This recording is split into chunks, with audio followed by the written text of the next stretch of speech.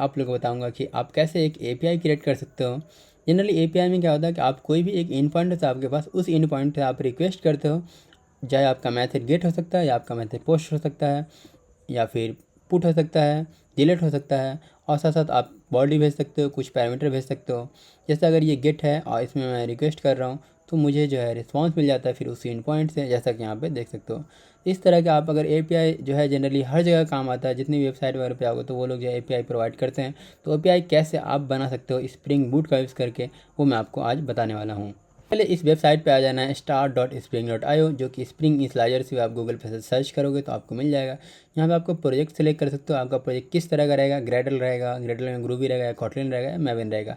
Generally मैवन हम लोग prefer करते हैं, तो मैवन आपको चूज़ कर लेना है। आप लैंग्वेज भी चूज़ कर सकते हो, कॉटलिन हो, ग्रूवी हो या फिर जावा हो।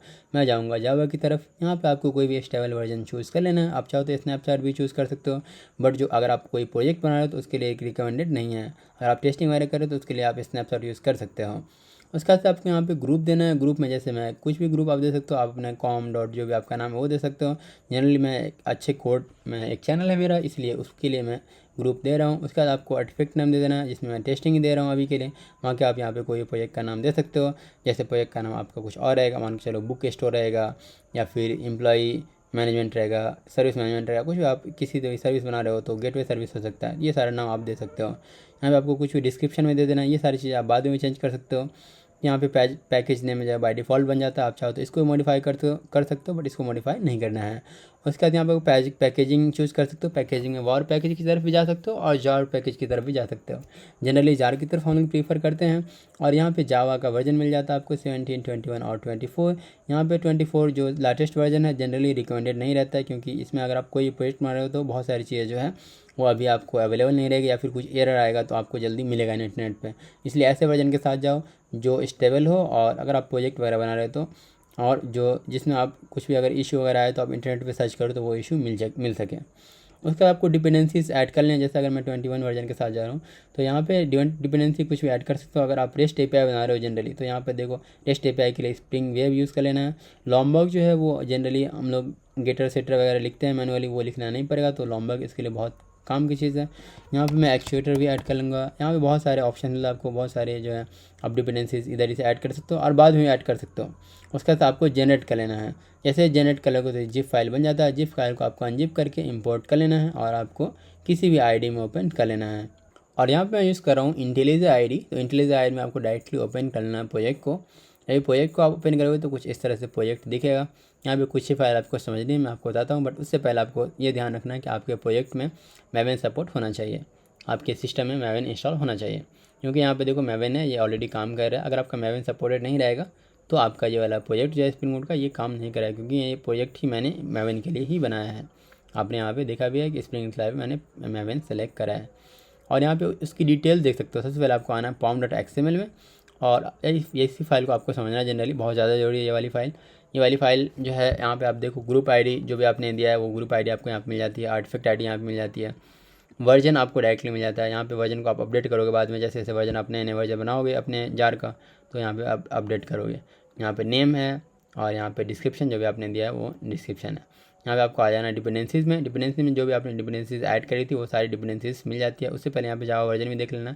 मैंने 21 चूज़ करा है तो 21 यहाँ पे दिख रहा है। बाद में आप चाहो तो यहाँ पे डायरेक्टली अपडेट करोगे, वो वाला वर्जन काम करने लगेगा। तो अभी मैं चाहता हूँ मान लो 24 तो 24 दे सकता हूँ, 21 है तो 21, 17 चाहते हो तो 17, ऐसे अपडेट करते जाओ यहाँ पे। उसके बाद यहाँ पे देखो एक डिपेंडेंसीज एक्चुएटर की है जो मैंने ऐड करा था, बाद में भी ऐड कर सकता था, तो मैं बस यहाँ पे ऐड कर देता, ये चीज़ सपोर्ट हो जाता एक्चुएटर। इसलिए ये बहुत ज़्यादा मतलब काम की चीज़ है। अगर आपको ये चीज़ नहीं समझ आ रही तो कोई बात नहीं, बट आपको समझाने के लिए बता दे रहा हूँ कि स्प्रिंग बूट जनरली काम कैसे करता है। यहाँ पे स्टार्टर वेब ऑटोमेटिक, क्योंकि मैंने वेब के लिए प्रोजेक्ट बना रहा हूँ रेस्ट एपीआई के लिए, तो यहाँ पे वेब ऑलरेडी सपोर्टेड है। यहाँ पे लॉम्बर्ग मैंने यूज़ करा है तो लॉम्बर्ग भी सपोर्टेड है। बाद में आप ऐड कर सकते थे इसी सेम चीज़ें को, बाद में आप ऐड कर सकते हो। बाकी मैं आपको बताऊँगा आगे वाली वीडियोज़ में कैसे जो है नई नई लाइब्रेरी वगैरह ऐड करते हैं स्प्रिंग बूट के प्रोजेक्ट में, बहुत आसान रहता है। और उसके बाद यहाँ पे टेस्टिंग के लिए भी ऑटोमेटिक ऐड यहाँ पे ऑलरेडी है, जो कि टेस्टिंग के लिए आपको बाय डिफ़ॉल्ट मिल जाता है। और उसके बाद आपको सबसे पहले यहाँ पे कंट्रोलर बनाना है एपीआई के लिए। जो नई फाइल क्रिएट करें, ये नई फाइल है मेरे लिए, और ये सारी फाइल बाकी आपको ऑटोमेटिक मिल ही जाएगी। तो नई फाइल के लिए सबसे पहले कंट्रोलर बनाना। अब क्योंकि मैं सबसे पहले इन पॉइंट बना रहा हूँ, स्टार्टिंग का इन पॉइंट बना रहा हूँ, तो मैं यहाँ पे सबसे पहले जब भी आप इन पॉइंट बनाओगे रेस्ट एपीआई को यूज़ करके, तो आपके पास एनोटेशन यूज़ होना चाहिए रेस्ट कंट्रोलर। ये जो बता रहा है कि हम रेस्ट कंट्रोलर बनाने जा रहे हैं, रेस्ट एपीआई के लिए कंट्रोलर बनाने जा रहे हैं।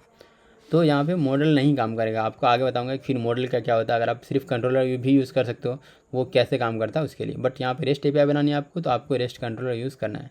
उसका से बता रहा है रिक्वेस्ट मैपिंग, इसका टॉप का मैपिंग क्या रहेगा। मैं चाह रहा हूँ कि ये स्टार्टिंग पॉइंट रहेगा तो स्लैश ही रहेगा।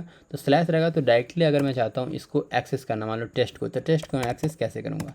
टेस्ट को एक्सेस करूँगा जो भी पोर्ट पे मेरा एप्लीकेशन रन कर रहा है वो वाला पोर्ट, उसके से स्लैश टेस्ट। अगर यहाँ पे मैं बुक वगैरह के लिए बनाता, मान लो मैं यूज़र के लिए बनाता कोई कंट्रोलर, तो अगर मान के चलो मेरा कंट्रोलर था यूज़र कंट्रोलर, तो वहाँ पे मैं टॉप पे लिख देता मैं यूज़र, ताकि उसके बाद जो कोई बनाऊँ उसके यूज़र का इन पॉइंट बनाऊँ, मान लो गेट वाला हो या पोस्ट वाला हो या फिर कोई और इन पॉइंट हो। तो वहाँ पे अगर यूज़र में मान लो गेट यूज़र करके एक इन पॉइंट बनाता हूँ, तो अब ये इन पॉइंट जो है वो स्लैश गेट यूज़र से नहीं काम करेगा। अगर मैं बोलूँगा कि स्लैश गेट यूज़र से ये वाला इन पॉइंट एक्सेस हो जाए, तो नहीं, अभी क्या है कि टॉप में ये यूज़र लगा हो, तो slash user slash gate user, इस तरह से ये काम करता है। तो क्योंकि ये स्टार्टिंग का इन पॉइंट है, तो इसलिए मैं क्या कर रहा हूँ कि डायरेक्टली जो है स्लैश यूज़ कर रहा हूँ। ठीक है, ये चीज़ें क्लियर हो गया। आगे वही बताऊंगा बहुत सारे, जब मैं इन पॉइंट बना लूँगा तो वो भी चीज़ें क्लियर कर दूंगा। अगर आप लोग को डाउट लग रहा है कि कैसे इन पॉइंट बन रहा है, तो उसके बाद से आपको रन करना है एप्लीकेशन को। रन करने के लिए आपका जो पैकेज नेम देते हो, जो पैकेज नेम बनता है, उस पैकेज नेम के जस्ट आपको मिल जाता है एप्लीकेशन, जो आपका टेस्ट नाम रहेगा एप्लीकेशन का नाम, उसके साथ एप्लीकेशन मिल जाएगा। जैसे मैंने टेस्टिंग दिया तो टेस्टिंग एप्लीकेशन यहाँ पे मिल जा रहा है। तो इस नाम से जो है आपको एप्लीकेशन मिल जाता है जनरल। अगर नहीं मिलता है तो बस आपको ऐसी फाइल, वैसे यहाँ पे मिल ही जाएगा, आपको एक ही फाइल रहेगी बाय डिफ़ॉल्ट। तो यहाँ पे आ जाना, और अगर आपको नहीं समझ आ रहा है कौन सी फाइल रन करनी, तो आपको ये देख लेना कि @spring boot एप्लीकेशन वहाँ पे लिखा होना चाहिए।